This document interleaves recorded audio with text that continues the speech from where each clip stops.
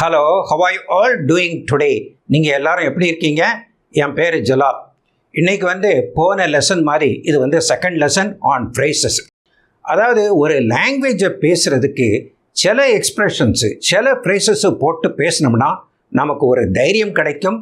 அதனால் அந்த ஃப்ளூவன்சியும் கிடைக்கும். அதாவது சரளமாக பேசுகிறதுக்கு நமக்கு ஒரு தைரியம் கிடைக்கும். அப்படி உள்ள எக்ஸ்ப்ரெஷன்ஸு தமிழ்லேயே இருக்குது. நான் ஆரம்பத்திலேயே சொன்னனே அப்படிம்பாங்க. அப்படி இல்லாட்டா கடைசியாக சொல்கிறேன் அப்படின்னு சொல்லுவாங்க. இல்லாட்டா என்னை பொறுத்தவரையில் நான் என்ன நினைக்கிறேன்னா அப்படின்னு சொல்லுவாங்க. இப்படி உள்ள எக்ஸ்ப்ரெஷன்ஸு இங்கிலீஷில் பார்ப்போம். இது பிகினர்ஸ் லெவலுக்கு கொஞ்சம் சிம்பிளாக உள்ள எக்ஸ்ப்ரெஷன்ஸு ஃப்ரேசஸு உங்களுக்கு சொல்லிக் கொடுக்குறேன். அதனால் இதை கண்டினியூஸாக பாருங்கள். அடுத்தடுத்து வர்ற வீடியோக்களை பாருங்கள். அப்போ கொஞ்ச நாளில் உங்களுக்கு இங்கிலீஷ் பேசுகிறதுக்கு முடியும் அப்படின்னு சொல்லிக்கிறேன். So let's get started.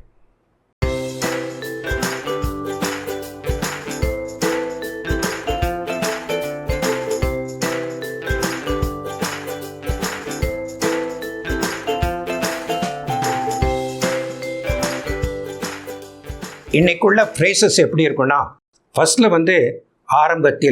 ஆரம்பத்திலேயே நான் ஆரம்பத்திலேயே சொன்னனே அப்படின்னு சொல்கிறோம்ல, அது மாதிரி. அதுக்கப்புறம் முடிவில் முடிவாக அப்படின்னு சொல்கிறோம்ல, அது மாதிரி. அதுக்கு பிறகு என்னை பொறுத்த வரையில் அப்படின்னு சொல்கிறோம்ல, அது மாதிரி உள்ள ஃப்ரேசஸ்ஸு எக்ஸ்ப்ரெஷன்ஸு இப்போ பார்ப்போம். ஃபஸ்ட்டில் ஆரம்பத்திலேயே இதுக்கு எப்படின்னா இந்த வெரி பிகினிங் அப்படின்னு சொல்லலாம். அதுக்கு 2 example sentences. In the very beginning everything will be difficult to do. ஆரம்பத்தில் எதை செய்வதானாலும் கடினமாக இருக்கும் அப்படின்ட்டு. In the very beginning everything will be difficult to do அப்படின்ட்டு சொல்லலாம்.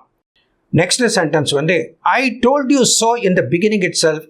நான் ஆரம்பத்திலேயே அப்படி சொன்னனே அப்படின்னு சொல்கிறாங்கல்ல, அதுதான் I told you so in the beginning itself அப்படின்ட்டு. Next phrases to start with.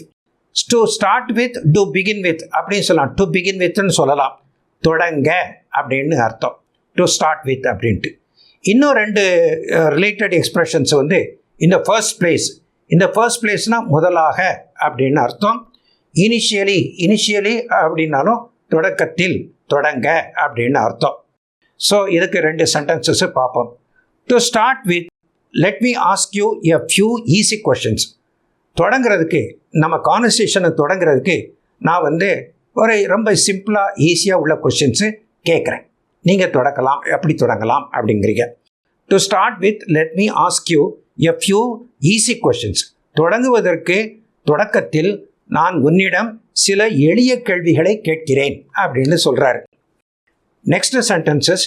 In the interview I was nervous to start with, but after while I was fine. இந்த இன்டர்வியூவில் ஐ was nervous to start with. எனக்கு கொஞ்சம் நடுக்கமாக இருந்துச்சு. ஆரம்பத்தில் எனக்கு நடுக்கமாக இருந்துச்சு. அதை இப்படியும் சொல்லலாம். To start with I was nervous அப்படியும் சொல்லலாம். அப்படி இல்லைன்னா I was nervous to start with. தொடக்கத்தில் எனக்கு கொஞ்சம் நர்வஸாக இருந்தது, பயமாக இருந்தது, நடுக்கமாக இருந்தது. But after a while I was fine. அதுக்கப்புறம் கொஞ்சம் நேரத்தில் சரியாயிருச்சு அப்படின்னு சொல்கிறீங்க. Next expression or phrases at the outset. At the அவுட்செட்னா ஆரம்பத்தில் அப்படின்னு அர்த்தம். இப்படியும் சொல்லலாம். அதுக்கு கொஞ்சம் எக்ஸாம்பிள் சென்டென்ஸஸ் சொல்கிறேன். I told him at the outset I wasn't interested. எனக்கு அதில் விருப்பம் இல்லை என்பதை ஆரம்பத்திலேயே சொல்லிவிட்டேன் அப்படின்ட்டு ஒருத்தவங்க சொல்கிறாங்க. I told him at the outset I wasn't interested அப்படின்ட்டு ஒரு லேடி ஒரு பையனை பார்த்து சொல்கிறாங்க. ஸோ நெக்ஸ்ட்டு சென்டென்சஸ் அது கொஞ்சம் ஃபார்மலாகவும் யூஸ் பண்ணலாம். இந்த பிகினிங்கை விட at the very out set அப்படிங்கிறது ஒரு ஃபார்மலாக யூஸ் பண்ணலாம்.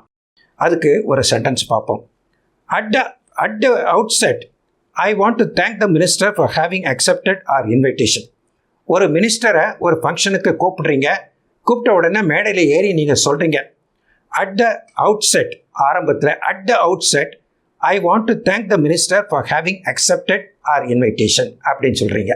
இந்த இடத்துல இந்த பிகினிங் அப்படின்னு சொல்லக்கூடாது. At the out set better ஒரு ஃபார்மலாக சொல்லும்போது. At the out set I want to thank the minister for having accepted R invitation அப்படின்னு சொல்கிறீங்க.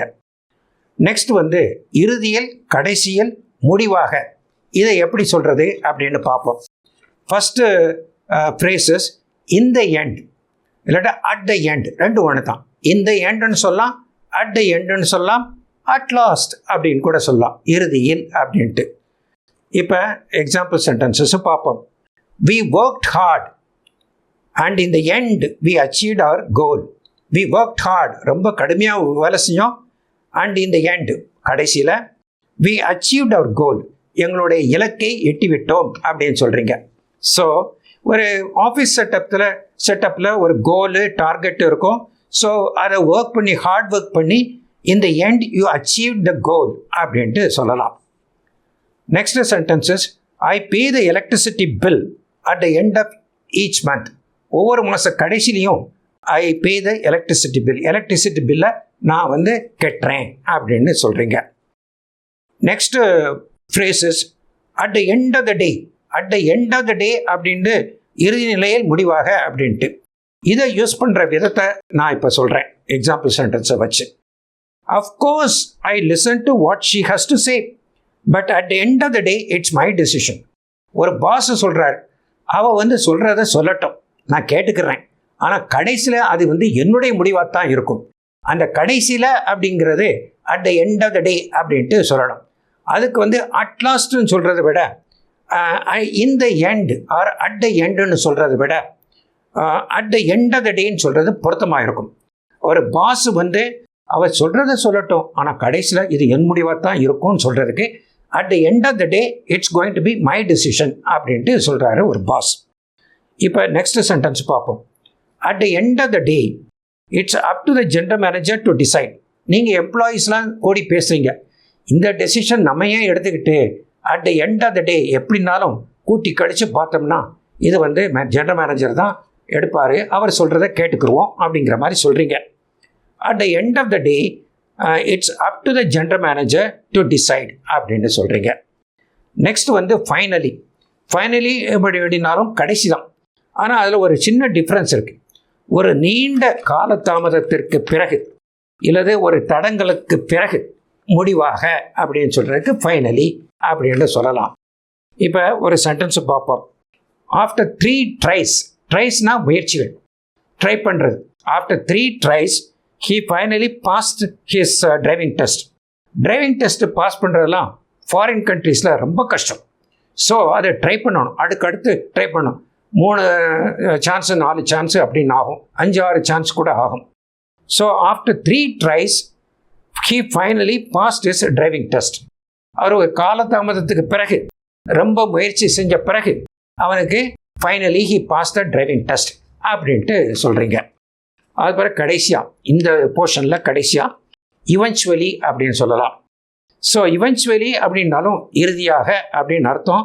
ஆனால் குறிப்பாக நீண்ட நேரம் அல்லது அதிக சிக்கல் முயற்சிக்கு பிறகு இறுதியில் அப்படின்ட்டு. ஸோ கொஞ்சம் சிக்கல் இருக்குது, கொஞ்சம் நீண்ட நேரம் ஆச்சு, அதுக்கு பிறகு முடிவாக அப்படின்னு சொல்கிறதுக்கு இவென்ச்சுவலி அப்படின்னு சொல்லலாம். Keep trying you will find a job eventually.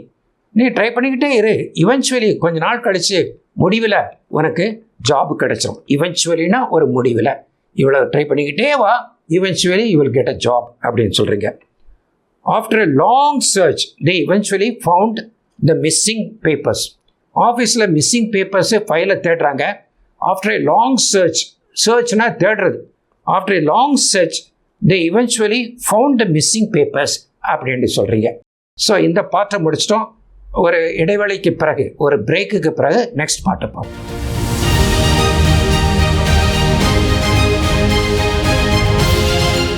The next phrase is என்னை பொறுத்தவரை அப்படின்ட்டு தமிழில் சொல்கிறோம்ல, அதுக்கு English as far as I am concerned. as far as I am concerned என்னை பொறுத்தவரை. as far as I am concerned everything he says is a lie. everything he says is a lie. லைனா பொய். அவன் என்ன சொன்னாலும் பொய் தான். as far as I am concerned அவன் என்ன சொன்னாலும் பொய் தான் அப்படின்னு சொல்கிறாரு. Next sentences as far as she is concerned he is perfect. பர்ஃபெக்ட்னா ரொம்ப சரியானவன் அப்படின்ட்டு. அவளை பொறுத்தவரையில் அவன் நல்லவன் தான் அப்படிங்கிறதுக்கு இதுதான். So as far as she is concerned he is perfect அப்படின்னு சொல்கிறீங்க. நெக்ஸ்ட் வந்து according to him. இப்போ as far as he is concerned அப்படின்னு சொல்லலாம், இல்லைனா according to him அவனை பொறுத்தவரையில் அப்படின்னு சொல்லலாம்.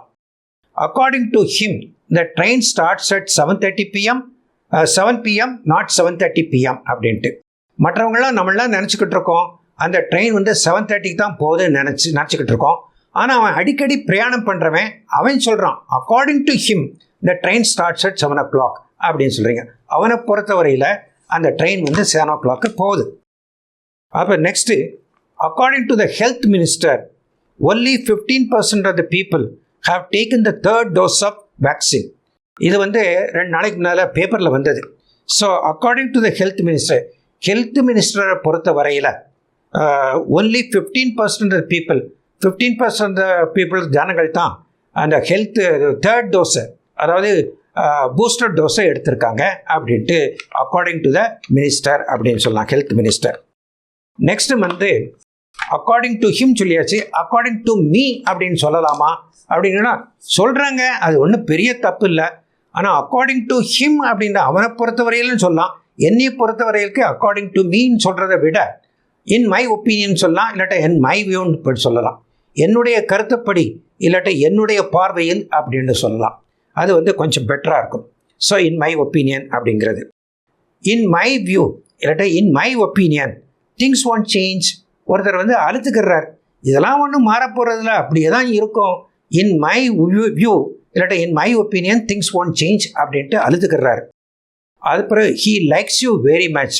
அவனுக்கு உன்னைய பிடிக்கும் அப்படிங்கிறது in my opinion. In my opinion he likes you very much. என்னுடைய கருத்துப்படி என்னுடைய நோக்கத்துப்படி அவனுக்கு உன்னை பிடிக்கும் அப்படின்னு சொல்கிறார். அதுக்கப்புறம் கடைசியாக from my point of view, இதை பாருங்கள், என்னுடைய நிலையிலேருந்து பார்க்கும்போது அப்படின்னு அர்த்தம். So from my point of view அப்படிங்கிறது. இதுக்கு 2 சென்டென்சஸை பார்ப்போம். Try to look at this from my point of view. என்னுடைய இடத்திலிருந்து யோசித்து பாருங்கள் அப்படின்ட்டு சொல்கிறார். Try to look at this from my point of view அப்படின்ட்டு. So next sentences the situation from my point of view is still not satisfactory. So ஒரு health secretary சொல்கிறார், இந்த கொரோனா வைரஸ் கம்ப்ளீட்டாக ஸ்டாப் ஆயிடல, இன்னும் இருக்கத்தான் செய்கிறது, இன்னும் சாட்டிஸ்ஃபேக்டரி லெவலுக்கு வரல அப்படின்ட்டு சொல்கிறார். தி சிச்சுவேஷன் நிலைமை எப்படின்னா from my point of view என்னையை பொறுத்த வரையில் என்னுடைய பார்வையில் என்னுடைய நோக்கத்தில் from my point of view is not satisfactory, அவ்வளோ திருப்தியாக இல்லை அப்படின்னு சொல்கிறார். ஸோ இன்றைக்குள்ள ஃப்ரேசஸ் அண்ட் எக்ஸ்ப்ரெஷன்ஸ்லாம் நல்ல எக்ஸ்ப்ரெஷன்ஸு, இதை பழகிக்கோங்க. பழகிக்கிட்டிங்கன்னா உங்கள் இங்கிலீஷ் வந்து ரொம்ப நல்லா இருக்கும். அதாவது இதெல்லாம் வந்து அடிக்கடி நீங்கள் யூஸ் பண்ணி பழகணும், அப்போ மறக்காமல் இருக்கும் அப்படின்னு சொல்லிக்கிறேன். ஸோ இது வந்து அந்த ஃப்ளூவன்சி கிடைக்கிறதுக்கு இப்படியெல்லாம் தான் யூஸ் பண்ணணும் அப்படின்னு சொல்லிக்கிறேன். I hope you like this lesson. If you like this lesson please click the like button and share this video among your friends. And to watch similar educational videos, please click the subscribe button to subscribe to my channel. Thank you very much and bye-bye.